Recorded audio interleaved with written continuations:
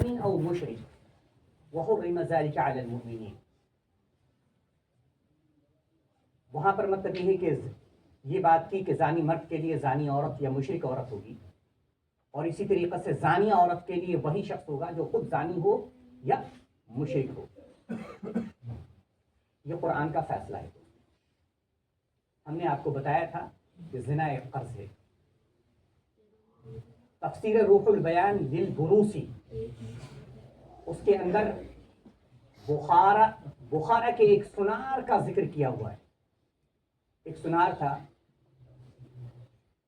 جس کے گھر کے اندر پہلے زمانے میں دراصل یہ پانی کا سسٹم اتنا مضبوط نہیں ہوا کرتا تھا، بلکہ گھر کے باہر ایک کنواں ہوا کرتا تھا، وہاں سے پانی بھرنے والی خاتون یا مرد ہوا کرتے تھے جو گھروں میں جا کر کے پانی پہنچایا کرتے تھے.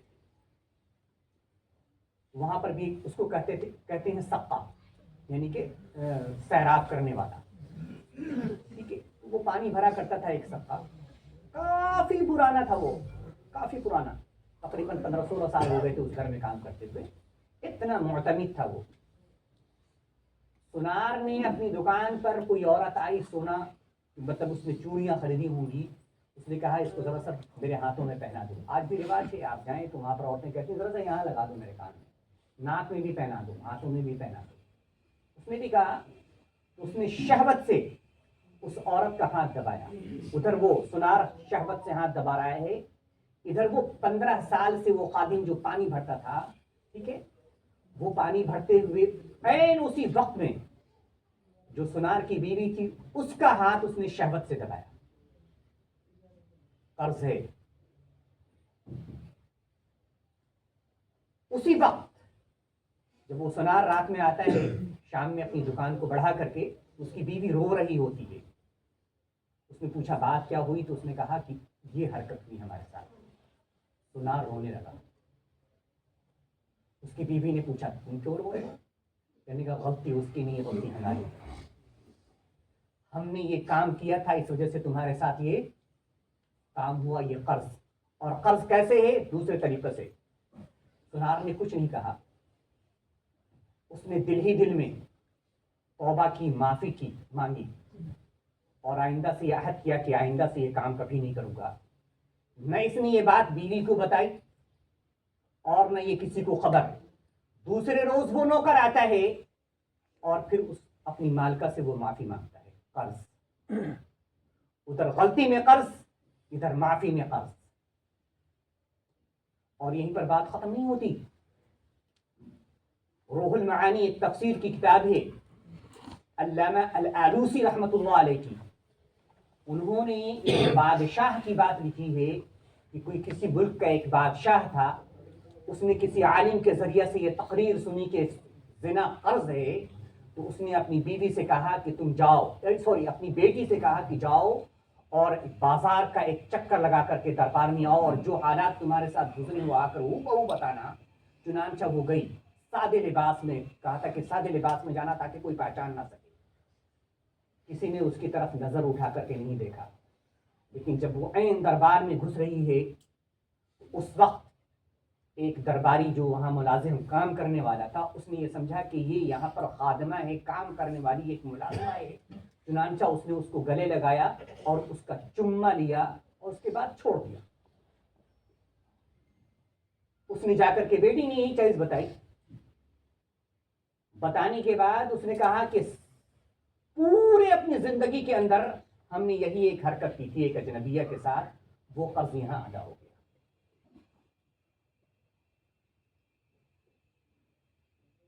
الخبیثات للخبیثین والخبیثون للخبیثات والطیبات للطیبین والطیبون للطیبات.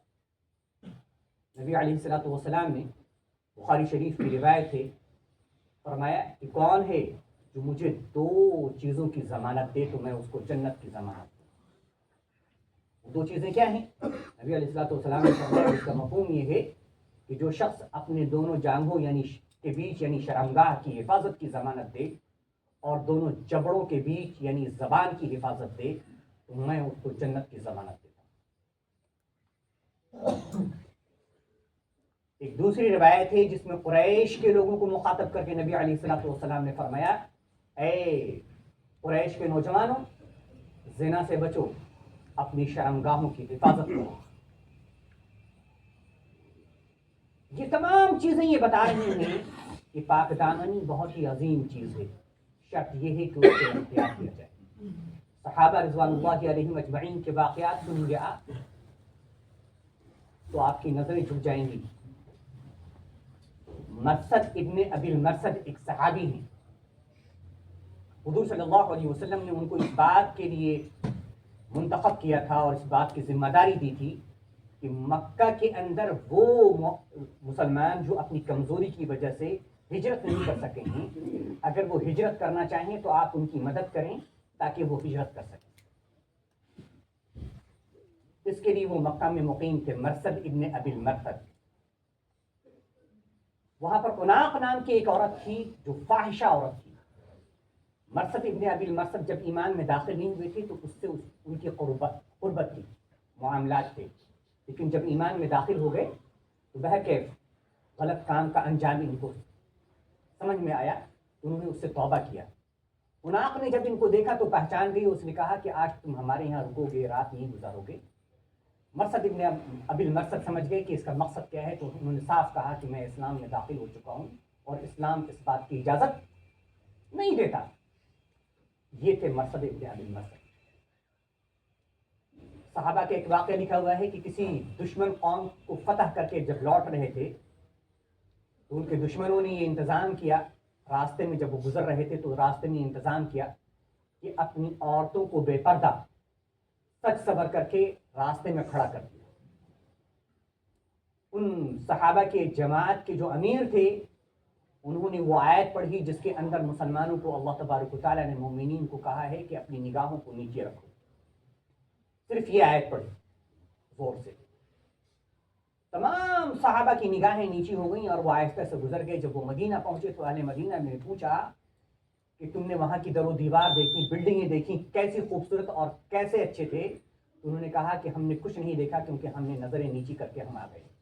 اور انہوں نے جو پھندا لگایا تھا کہ خوبصورت عورتوں کو بے پردہ کھڑا کیا تھا، اللہ تبارک و تعالیٰ نے اس آیت پر عمل کرنے کی وجہ سے ان کی حفاظت فرمائی، جس کی وجہ سے وہ گناہوں میں ملوث ہونے سے بچ گئے۔ یہ تھے صحابہ۔ حضرت ابو موسیٰ اشعری رضی اللہ تعالیٰ عنہ ایک صحابی ہیں، وہ کہتے ہیں کہ مجھے یہ تو گوارا ہے کہ مردوں کا تعفن، یعنی کہ مردے جب سڑ جاتے ہیں، مردار جب سڑ جاتا ہے تو اس کا تعفن میرے ناکوں میں بھر جائے، لیکن یہ گوارا نہیں ہے کہ کسی نامحرم عورت کا تعفن میرے ناکوں میں بھرے، یعنی کہ میں اس کو دیکھوں۔ خیر دوستو، پاک دامنی کی دو چار باتیں تھیں جو حدیث اور قرآن کی روشنی میں اور کچھ صحابہ کے واقعات، کچھ بزرگوں کے واقعات ہیں، بطور مذاکرہ کے ہم نے آپ کے سامنے ذکر کیا۔